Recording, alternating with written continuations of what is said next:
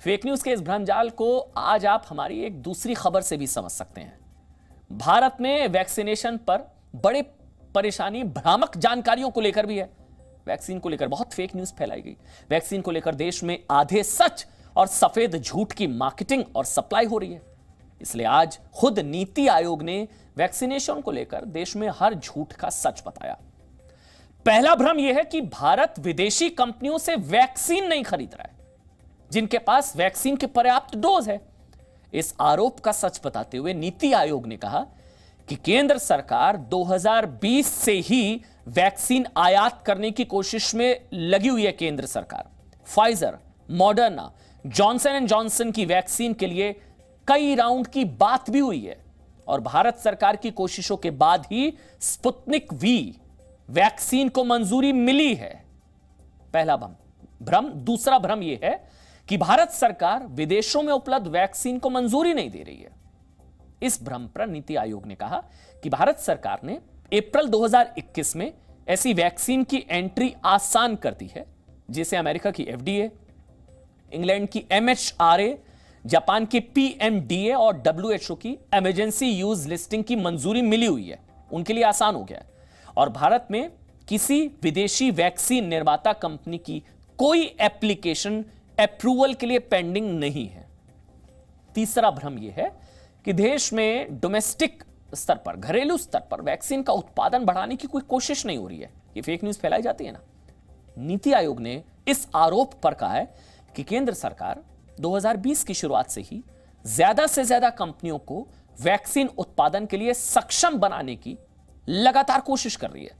भारत में अक्टूबर तक हर महीने कोवैक्सीन की 10 करोड़ डोज तैयार करने की तैयारी हो रही है। 10 करोड़ डोज हर महीने अक्टूबर तक।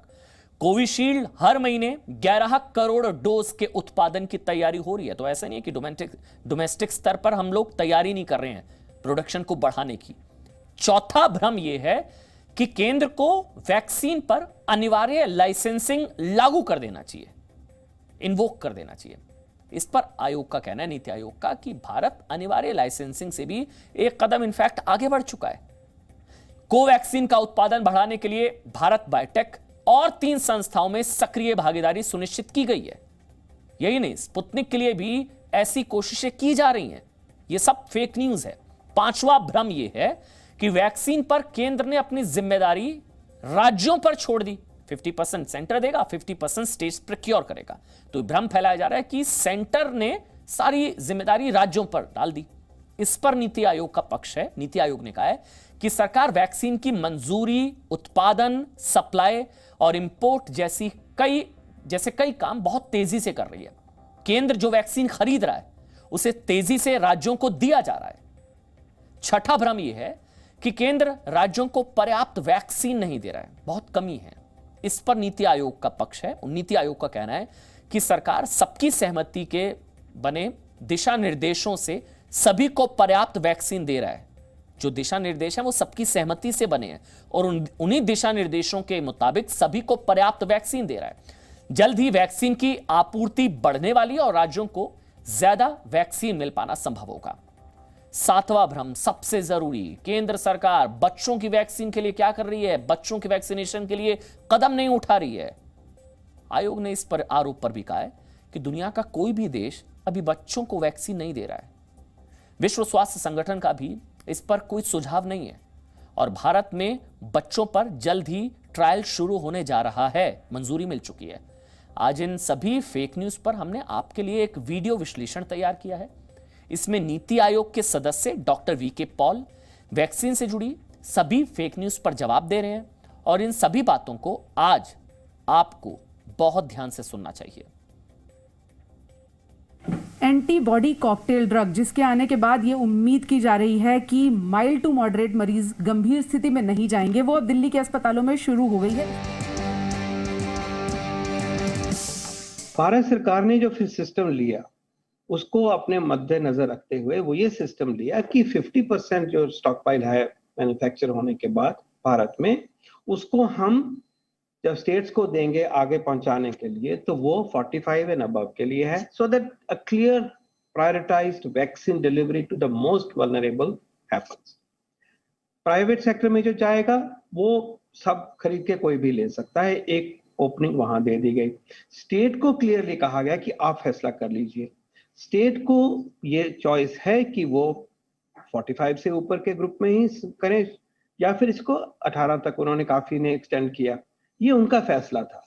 अब in a federal system this is how a balanced emerge कि प्रायोरिटाइज भी रह गया भारत की तरफ, यूनियन गवर्नमेंट की तरफ से, भारत सरकार की तरफ जो फ्लो हुआ, फ्री फ्लो हो रहा है, वो फोकस पे भी रह गया।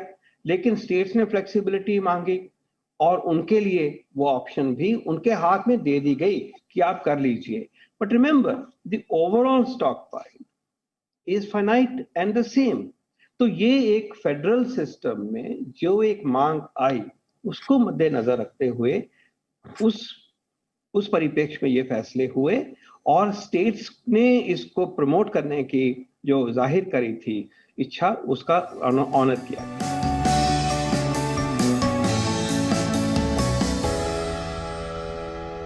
आज हमारे पास रिलेटिव लिमिटेशन है, लेकिन ऐसा भी नहीं है हम बाकियों से इन टर्म्स ऑफ नंबर कम है। यू नो इट कि भारत वो देश है जो कि तीसरे नंबर पे है in terms of the number of doses. तो इस तरह से देखें तो वी आर फॉर्चुनेट क्योंकि हमारे देश में ही बन के हो रहा है, ये भी एक सच्चाई है।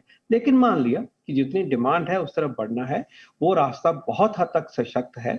मिलके चलते हैं और फैसले करते हैं कि बेस्ट कोर्स हमारे लिए सबके लिए क्या है, और उस बेस्ट कोर्स को अपनाते हुए इन द फेडरल सिस्टम बातचीत करके कोऑर्डिनेटेड तरीके से, वन अपमैनशिप को नहीं आगे रखते हुए और एक स्मूथ, सीमलेस, इफेक्टिव सिस्टम को हम लेके चलाएं। हमें तैयार होना होगा कि हम एक दिन में 1 करोड़ डोज दे पाए। कुछ ही हफ्तों में ये संभव हो जाएगा, इतनी सप्लाई। हमें उसकी तैयारी करनी है। हमने जब इकट्ठे काम कर रहे थे 43 लाख डोजेज एक दिन में करके दिखाए।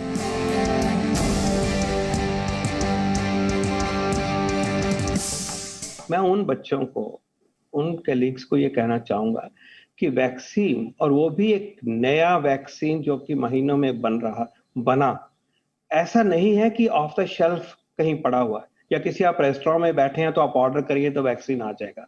इसको देश में लाने की प्रक्रिया ऑन अ डेली बेसिस हो रही है, on an alternate day contact with the company, फैसले हो रहे हैं एक के बाद एक।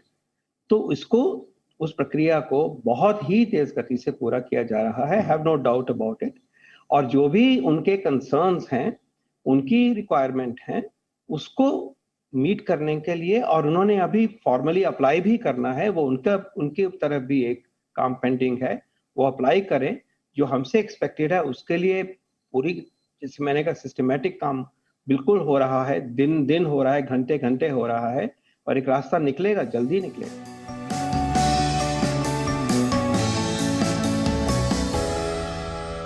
हमने बिल्कुल शुरू से हमारे different organisations, department of biotechnology, my organisation here, हमने मिलकर इन सब कंपनीज को, and specifically Pfizer, Moderna, J&J के साथ लगातार बातचीत और कांटेक्ट रखा।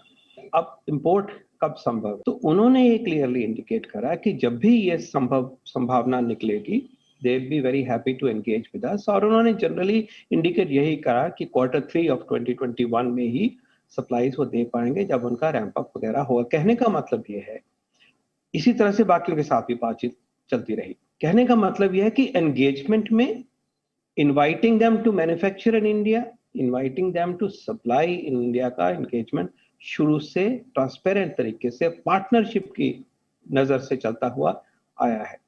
अब हमें इंडिकेट हुआ कि फाइजर वैक्सीन अवेलेबल उपलब्ध कर सकते हैं।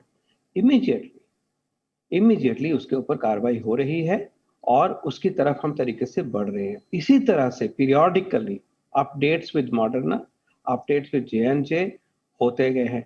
लेकिन अब एक सक्सेस स्टोरी भी देखिए, स्पुतनिक की तरफ जब दोस्ती का हाथ बढ़ा और मिलके काम करना शुरू करा तो रिजल्ट भी आ गए।